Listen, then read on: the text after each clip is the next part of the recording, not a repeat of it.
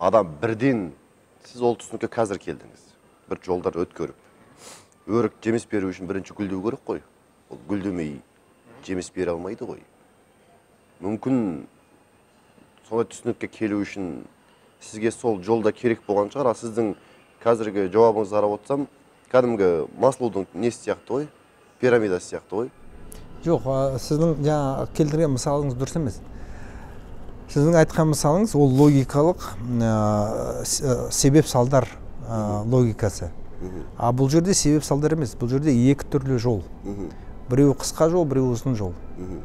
Біреу ұзын жол, шоқалағы көп жол. Ол жетістікті қуу жолы. Сазы бар, өзені бар, өтпейтін жаңа шоқалағы бар, оның ішіне апатқа да түсуге болады.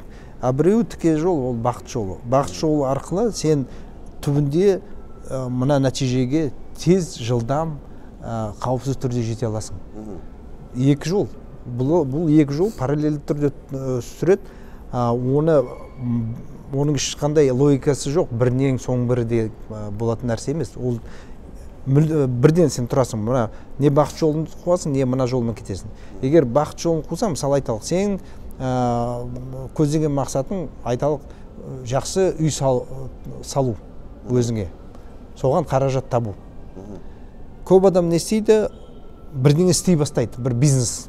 Біреу досы айтады, мынандай бизнес істейік, мына пайдасы бар екен деп. Соны істей бастайды.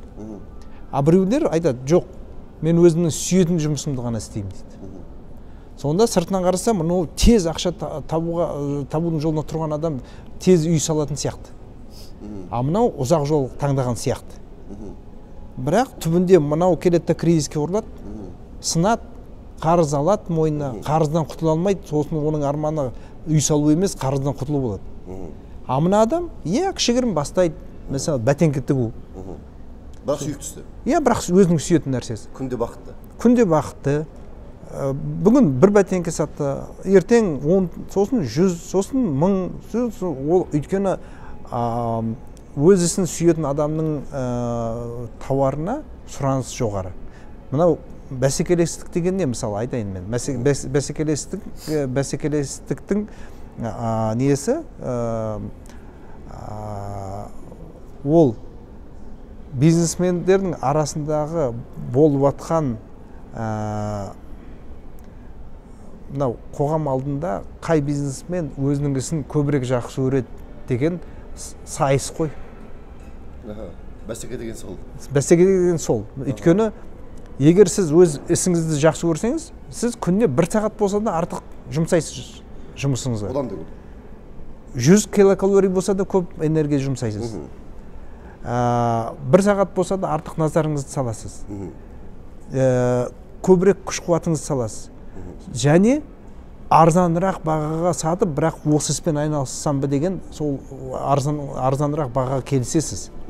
Сонда түбіне де сіз бәсекелестікте жеңесіз. Өйткені тауарыңыз бақыттысыз. Және бақыттысыз. Тауарыңыз өтіп жатыр. Бәсекелестік жоқ. Өйткені сізден артық бұл тауарды істеп жатқан адам жоқ. Өйткені сіздің істеп жатқан ісіңіз жақсы көретін. Міне сіз тез мақсатқа жетесіз. Үй салу ма мақсатыңыз? Сол үй салу мақсатыңызға сіз тезірек жетесіз. Жақсы, енді аға, сіздің ойыңызды қорытып кетсем, сіз дұрыс-бұрыстығын айтып кетсеңіз. Яғни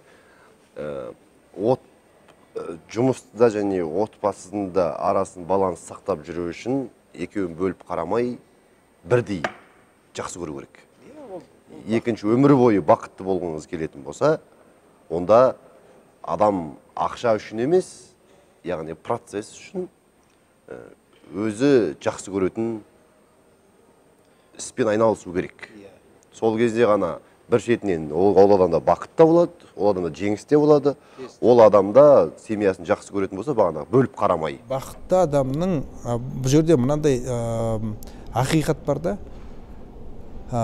жетістікке жеткен адам ол әрдайым бақытты болмайды.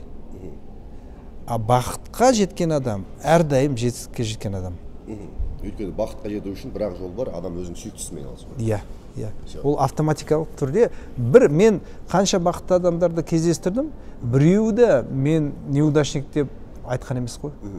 Өз-өзін мен неудачникпін, өмірде түк бітіре алмадым деген сөзді көтерген емес қой. Ал мына жетістікке жеткен адамдардың көбісін мен білем, олар өз-өзін бақыттымын деп айта алмайды. Өйткені олар жұмысқа емес, жұмыстың нәтижесіне ғашық болды дейсіз. Олар жұмыс нәтижесіне ғашық болып кетті да, сол үшін өзінің отбасын ұмытып кетті, достарын ұмытып кетті, туысқандарын ұмытып кетті. Кейбіреулері сол жетістікке жету үшін өзінің моральдық принциптерін бұзды. Пара берді, ұрлады. Моральдық принцип, сосын жетістікке жеткенде ол сол жетістіктің бағасын біледі ғой.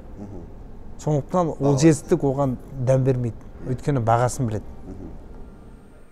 Жақсы. Тамашаға.